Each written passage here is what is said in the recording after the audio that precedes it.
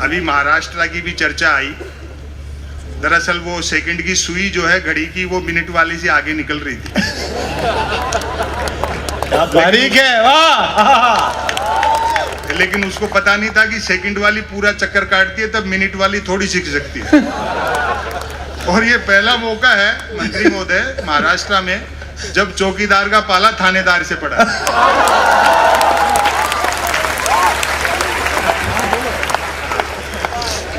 सत्ताएं आएंगी जाएंगी, मोहब्बत रहनी चाहिए, देश रहना चाहिए। पाकिस्तान, चाइना, इन सब विषयों पे तो कर्नल साहब बोलेंगे, क्योंकि ये तो आमने सामने चेहरे से चेहरा मिला करके, आंखें से आंखें मिला करके लड़े हैं। मेरे लिए ये व्यंग के विषय नहीं है भाई। उस पाकिस्तान पर क्या लिखना, उसकी जितनी आबादी है उतने तो अपने 24 घंटे फ्री वाईफाई के चक्कर में 4G टावरों के नीचे बैठे रहते हैं। और चाइना से भी युद्ध हुआ तो इस बार आर पार की होगी, 62 वाला हिंदुस्तान नहीं है। हाँ। हम जीतेंगे और उस खुशी में फिर चाइनीज पटाखे फोड़ेंगे। वातावरण में अजीब सा तनाव। विकास का एजेंडा कह करके आए थे, कुर्सी मिलते एजेंडे के विकास में लग गए। और सवाल खड़े करो तो जूता निकालते। कई तो भक्त इतने गुस्से में रहते हैं कि जिसको पीटने दौड़ते हैं उससे आगे निकल जाते हैं।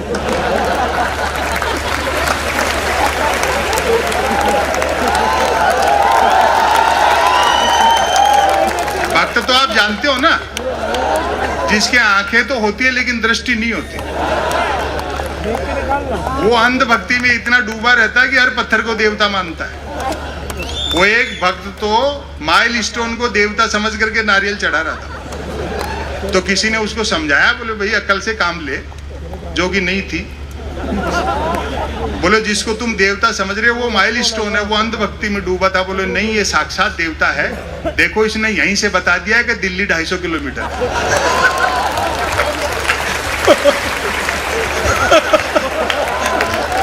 नहीं, वाह, जिंदाबाद। क्या बात, क्या बात है।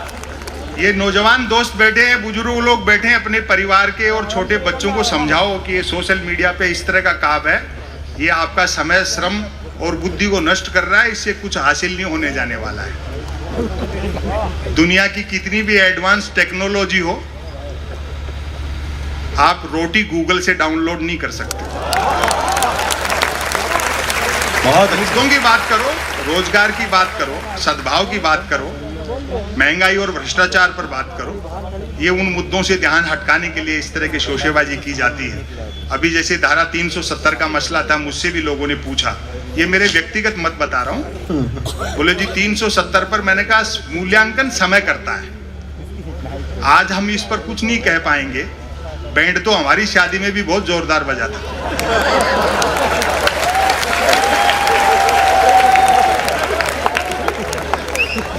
अभी एनआरसी का मसला है।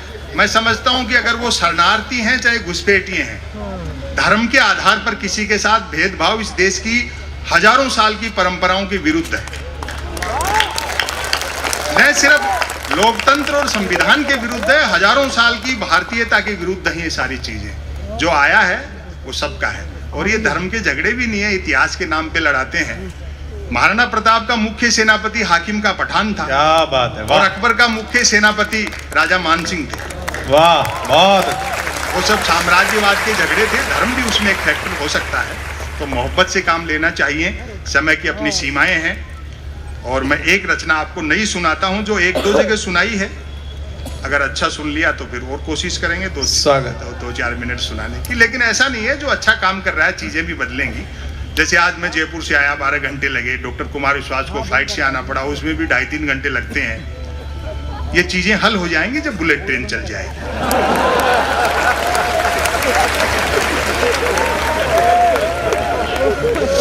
और हम तो सुनते हैं कि बुलेट ट्रेन का किराया भी कम होगा और वो सवारियां लेने भी घर घर जाएगी।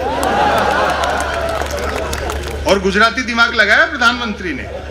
जापान के प्रधानमंत्री से बुलेट ट्रेन के लिए कर्जा भी 50 साल के लिए मांगा है। वो जानते हैं 50 साल बाद न देने वाले बचेंगे न लेने वाले बचेंगे। और इसी शहर के शरद जोशी जी ने एक बड़ी अच्छी बात कही, हम भारतीयों को वह व्यक्ति उधार दे जिसका पुनर्जन्म में विश्वास हो। भाई दिवे 50 साल बाद किसी जापानी को अपना कर्जा याद रह गया तो वो जैसे ही मांगने बंबई उतरेगा, अपन उन्हीं की बुलेट ट्रेन में बैठ के अहमदाबाद निकलने का।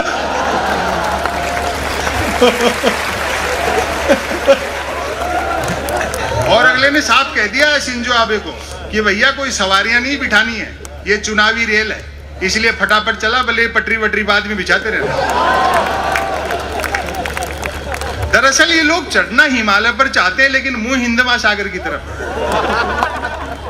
2015 में आए थे शिंजो आबे तो मोदी जी ने बुलेट ट्रेन के समझौते पे हस्ताक्षर किए दिल्ली में, और अगले दिन शिंजो आबे को बनारस ले जाकर के 3 घंटे तक गंगा आरती दिखाई। और भरपूर समर्थन करना, व्यंग तक पहुंच जाओ तो 3 घंटे तक गंगा आरती देखने के बाद शिंजो आबे बोले, मोदी जी जब आप लोगों के पास इतनी फुर्सत है तो काहे को बुलेट ट्रेन चला रहे?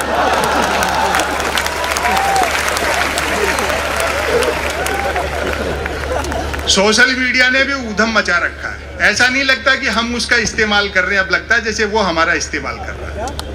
निदा फाजली साहब की 2 पंक्तियां हैं, उनमें अगर शेर थोड़ा इधर उधर करूं तो कहना चाहता हूं कि धूप में निकलो घटाओं में नहा कर देखो, जिंदगी क्या है मोबाइल हटा कर देखो। वाह। मैं बधाई देना चाहता हूं मध्य प्रदेश शासन को कि इस अवसर के बहाने आपने इतने लोगों को घरों से निकाला, वरना तो सब उसी में लगे रहते। घरों से निकलिए, प्रजातंत्र के जो मुख्य उद्देश्य हैं और जो मूल्य हैं उनको पहचानिए, अड्डेबाजी कीजिए, एक दूसरे से मिलिए, क्योंकि आदमी लैंग्वेज से सीखता है, उससे कहीं ज्यादा बॉडी लैंग्वेज से सीखता है। बहुत अच्छा, बहुत। पता नहीं से सोशल मीडिया क्यों कहते हैं। हजारों किलोमीटर दूर बैठे आदमी तो हम चैटिंग से जुड़ना चाहते हैं, लेकिन बस ट्रेन फ्लाइट में सफर करते हैं तो कोशिश रहती है बराबर वाली सीट खाली। आए है, क्या बात है। यदि किसी ने कुछ एक अक्षरों तक की नेकी कर डाली हो तो उसको फेंकने के लिए ट्विटर से बेहतर दरिया नहीं है। जो कुछ नहीं कर सकता वह भी ट्वीट कर सकता है, और एक बार जो ट्वीट करने लगता है फिर वो कुछ नहीं कर सकता। मैं तो सोशल मीडिया का लोहा उस दिन मान गया जब एक सज्जन ने YouTube पर मेरे कवि सम्मेलन की एक ही क्लिप को साल में 100वीं बार सुना और नीचे गाली लिखी, लानत है संपत सरल को, नालायक ने साल भर से रचना तो छोड़ो कपड़े तक नहीं बने।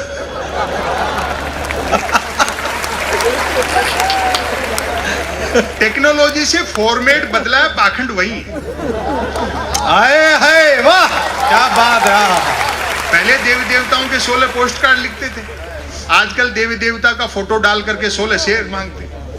अपनी समस्या से संबंधित कोई भी देवी देवता गूगल से डाउनलोड करो, अपनी मनोकामना लिख करके सोशल मीडिया पे छोड़ दो, घंटे आध घंटे में तो ऐसा वायरल होगा कि आपका देवी देवता नई मनोकामना के साथ आप ही के पास आ जाए। और एक आ गई है सेल्फी, क्या आत्ममुग्धता का दौर है साहब। कैमरे का फ्रेम दिखते आदमी जिराफ हो जाता है। मैं तो देखता हूं कई महिलाएं हर 10, 15, 20 मिनट में अपनी सेल्फी ले लेकर के सोशल मीडिया पे अपलोड करती रहती है। आपको सच बताऊं, उन सुंदरियों के चेहरे देखकर मेरे मन में वही भाव आते हैं जो कभी दर्पण में पद्मनी का चेहरा देख करके अलाउद्दीन खिलजी के आए हों।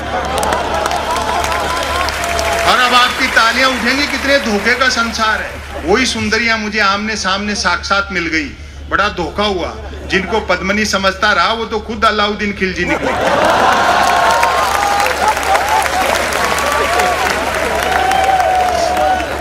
और कुछ नहीं करना, एक मेल अकाउंट खोलना है जो बैंक अकाउंट खोलने से भी आसान है।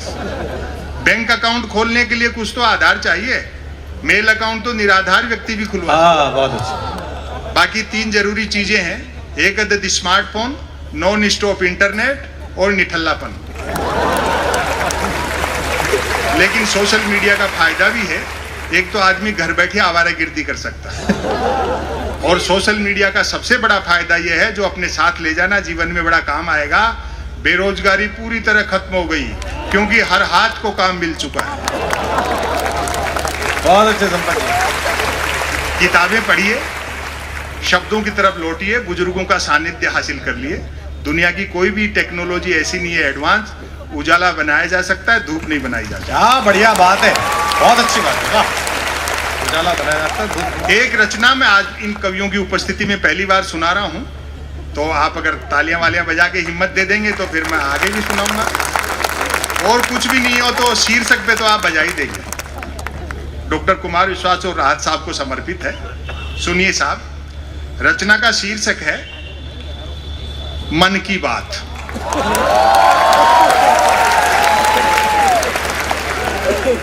इसी शहर के शरद जोशी जी थे, वो प्रोज पढ़ते थे अंग्रेजी में, हिंदी में जिसको गद्य कहते हैं, उर्दू में नस्र कहते हैं। बाकी सब आपको कविताएं शायरी सुनाएंगे, मैं अकेला आदमी गद्य पढ़ता हूँ। शरद जी के शहर के लोग किसी शब्द को कैसे उठाते हैं, मैं आपकी मोहब्बत चाहता हूँ। सुनिए साहब, मन की बात। कोई कुछ भी बात करे, बात कुल दो ही प्रकार की होती हैं, एक काम की बात और दूसरी मन की बात। यदि आप मेरी इस बात से सहमत नहीं हैं तो फिर आपकी अलग बात है। तालियां कमजोर दिए। यूं तो बात काम की हो या मन की होती, दोनों बात ही हैं। अब आपकी फिर मोहब्बत मांगता हूं। यूं तो बात काम की हो या मन की होती, दोनों बात ही हैं, लेकिन दोनों में बेसिक डिफरेंस ये होता है कि काम की बात में मन नहीं होता और मन की बात में काम। असल में तो मन की बात की ही इसलिए जाती है ताकि काम की बात नहीं करनी पड़े। मन की बात कुछ कुछ वैसी ही होती है जैसे सदैव टू व्हीलर चलाते रहने वाले के कभी कार हाथ लग जाए तो वह खाली सड़क पर भी हॉर्न बजाते हुए चलता है।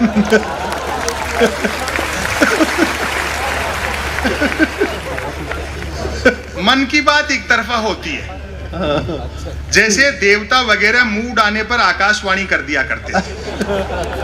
अब फिर आपकी व्यंग पर नजर जाए। मन की बात एक प्रकार का मौखिक प्रसाद होती है जिसे पाने के लिए भक्तों को हाथों की बजाय कान फैलाने होते हैं। मन की बात के साथ विषय का लफड़ा नहीं होता। अच्छा, यानी मन की बात बिना विषय की होती है क्योंकि वह मन की बात होती है।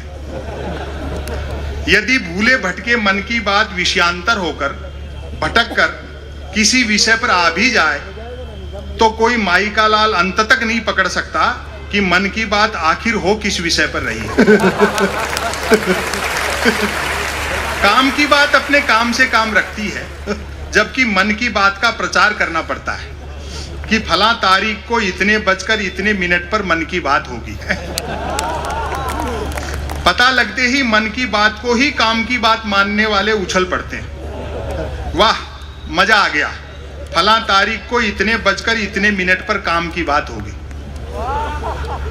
काम की बात सुनी न जाए तो अच्छी खासी काम की बात भी मन की बात होकर रह जाती है, जबकि मन की बात को सुनने वाले मिल जाएं तो बात कोरी मन की बात होने के बावजूद बड़े काम की बात बन जाती है। अच्छा है। अब ध्यान से सुनिए। वैसे सुनने वाले न मिले तो मन की बात दीवारों से भी की जा सकती है, क्योंकि मन की बात करने वाले ने सुन रखा होता है कि दीवारों के भी कान होते हैं। अच्छा है क्या। और अब मैं जो व्यंग कह रहा हूं, एक भी हाथ खामोश न रहे, क्योंकि दीवारों भी कई कान होते हैं, बल्कि वह तो यह तक मानकर चलता है कि जिनके कान होते हैं वे दीवार ही होते हैं। अच्छा है। मन की बात अक्सर शुरू यहां से होती है। भाइयों और बहनों, बस इतना सुनते ही मन की बात के मुरीद भाई बहन सांस रोककर मन की बात ऐसे सुनने लगते हैं मानो सुनने के लिए जिंदगी में अब सिर्फ यही काम की बात बची है। काम की बात करने से बचने की एकमात्र तरकीब है कि तुरंत मन की बात शुरू कर दी जाए। ये अलग बात है कि लगातार मन की बात करते रहने वाले से फिर लोग उम्मीद भी नहीं रखते कि वह जिंदगी में कभी कोई काम की बात भी करेगा। मन की बात अक्सर ज्ञान सिखाने जैसी होती है। समापन की ओर बढ़ता हूं। हाँ। मन की बात अक्सर ज्ञान सिखाने जैसी होती है, जैसे रतन नल पर चल, रतन झटपट चल, रतन झटपट नल पर चल। ऐसी मजेदार मन की बात का नतीजा भी मजेदार निकलता है। सुनने वाले प्रेरित हो खुद को रतन मानकर उठते हैं, मटका बाल्टी उठाते हैं और न सिर्फ नल की ओर चलते हैं बल्कि नल की ओर झटपट चलते हैं।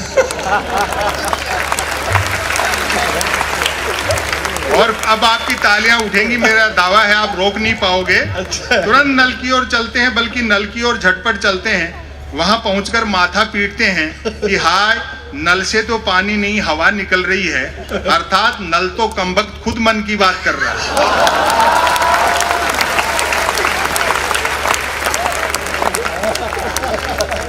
हे भगवान। श्रोताओं के इस रिएक्शन से प्रभावित होकर मन की बात करने वाला तुरंत अपनी अगली मन की बात शुरू कर डालता है।